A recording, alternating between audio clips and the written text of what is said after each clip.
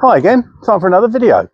Those wonderful people at AIRFLUX have sent me some wind deflectors to fit on my MG4. So I thought, let's unbox, let's fit, so you can see exactly how easy or simple or difficult the fitting actually is.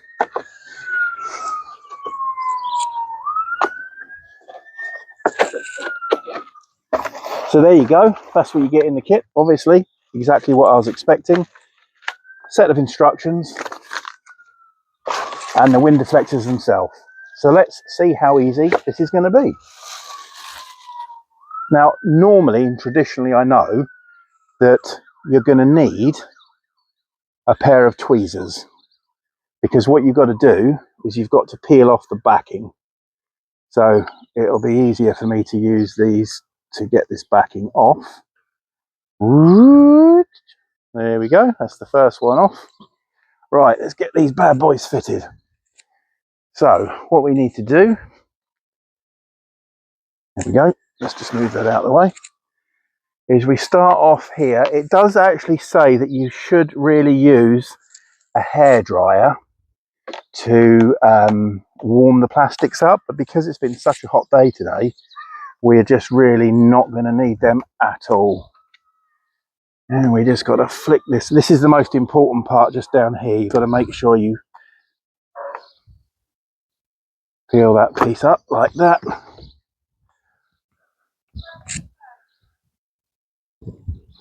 Let's get the back one. Just before we fit the back one, I must mention this is an affiliated link, so anything you purchase on Amazon, I should get a slight commission for it.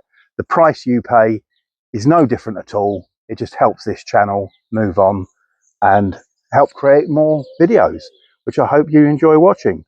So again, we're going in with the tweezers just to pick the little bit of tape off there. So much easier, you'll be there forever otherwise.